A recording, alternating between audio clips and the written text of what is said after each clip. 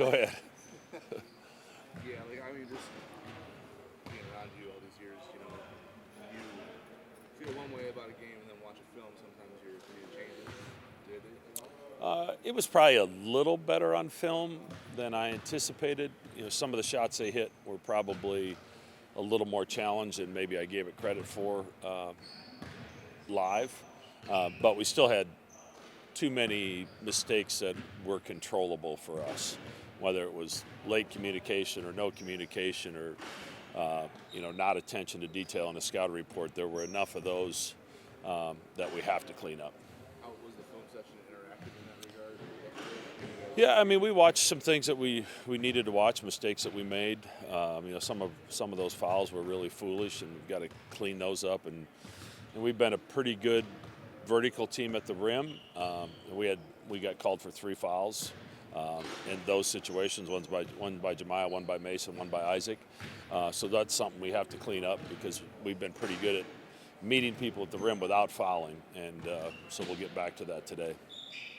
Like I think before you guys went to Villanova last year, right around this time, Kyle Neptune said it was their Super Bowl just because they needed the win.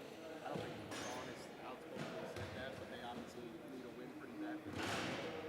How do you kind of put the team in the right mindset to go into that environment and say you're kind of in desperation? Well, we need a win too.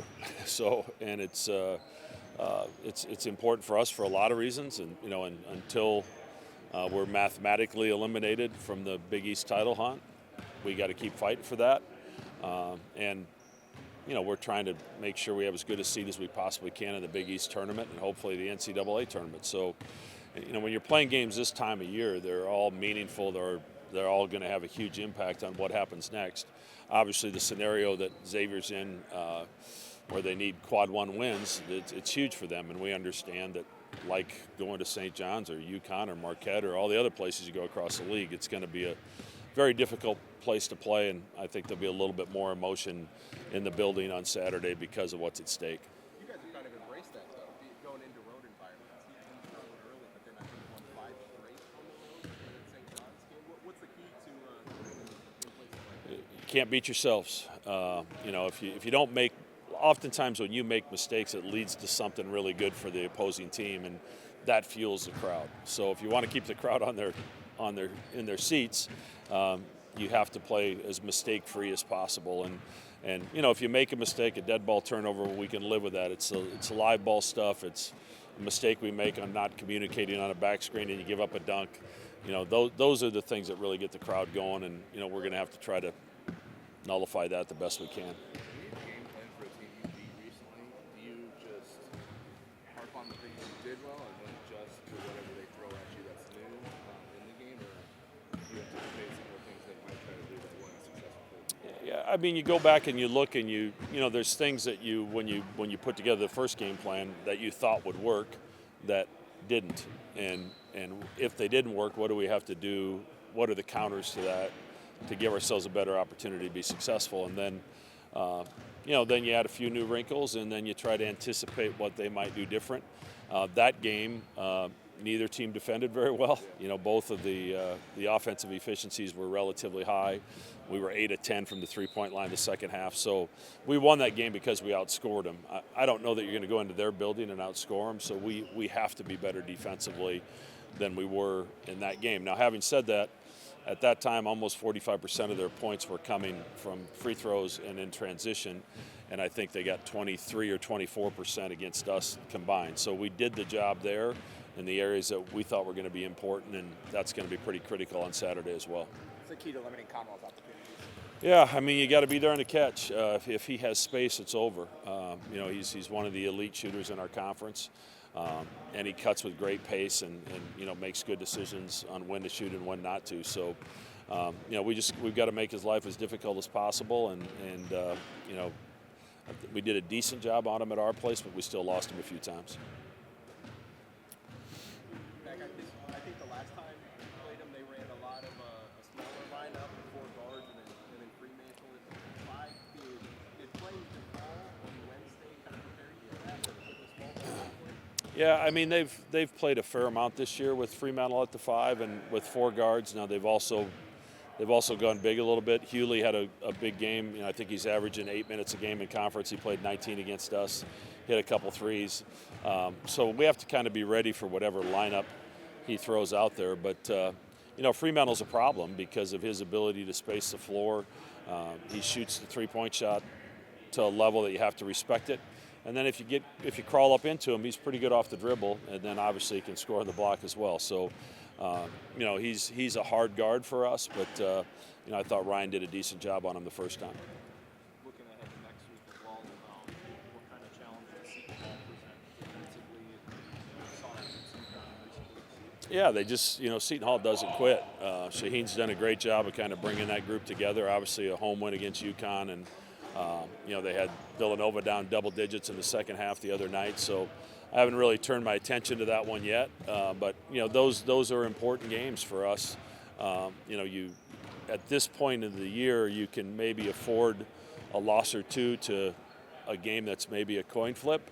But you have to try to win the games you're supposed to win. And obviously Seton Hall's playing way better basketball than the last time we played them, and they were without a couple guys last time we played them. So we're going to see them at full strength, and they're going to get our full attention.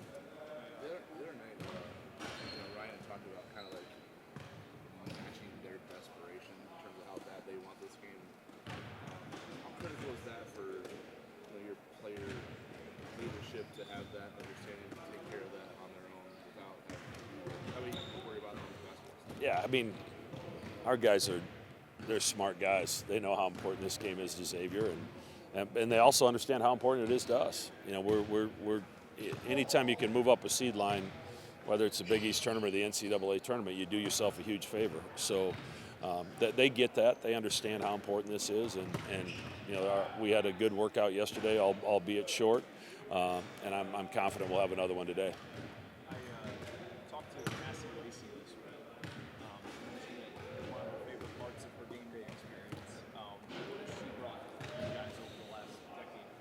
Well, she brings an enthusiastic approach to the job she does at each one of our games. And her and her mom bring us breakfast once a year at the start of the year, and we get to spend some time with her and her mom. But obviously the smile on her face kind of gets you ready and makes your day pretty good regardless of how it's going.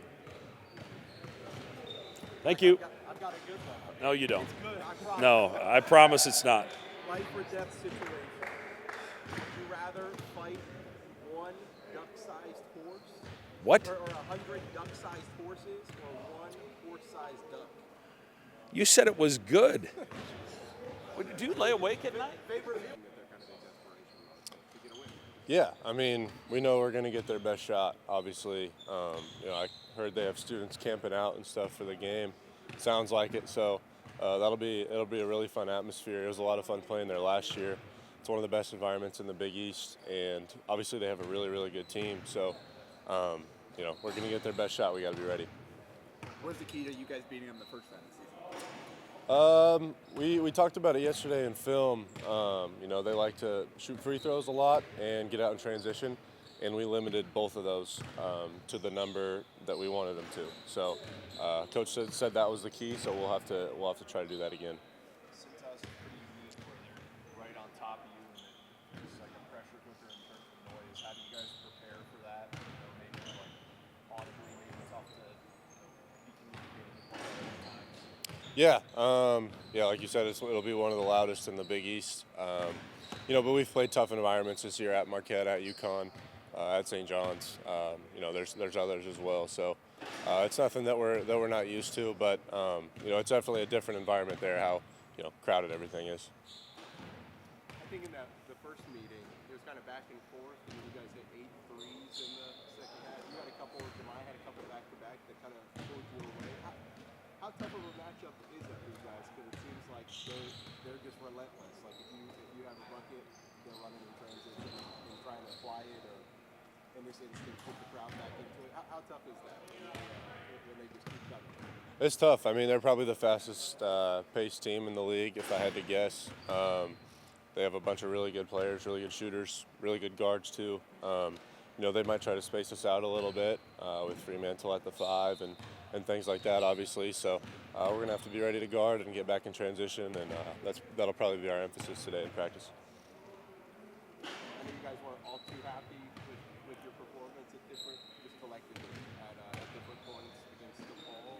What did Max say yesterday when you guys sat down and watched the film? There were some things that he didn't like. Obviously, we were happy to win a game. It's tough to win in the Big East, home or away. Every team is really good. So there was just some things that we made mistakes on that kind of almost defeated ourselves on some possessions. So those are the things we have to clean up. But I think overall, takeaways, a win is a win, and we just have some stuff to clean up. Say about the maturity of you guys that it wasn't going your way early, you didn't see drooping body language or anything like that. You guys stayed the course and managed to come away with it. Yeah, we always talk about being process oriented. So, whether you're winning or losing, you kind of stick to the same standard of how we want to play and what we're about. So we have a lot of maturity on this team. So, even when we win a game, we might not be super thrilled because we didn't do the things that we wanted to do. You guys have been in a bit of a shooting slump as a team over the last few. What's the key to continuing to shoot with confidence when you go through things like that, but also still finding other ways to win when the shots are falling? Yeah, I think it starts with defense. When we play good defense and get stops, that kind of fuels our offense. It's kind of how we get going. It seems to me. So, but we have a bunch of really good shooters on the team. Just got to keep shooting, staying confident. Everyone believes in each other. The coaches believe in us too, so that makes it easy to just let it fly. Perfect. Thank you.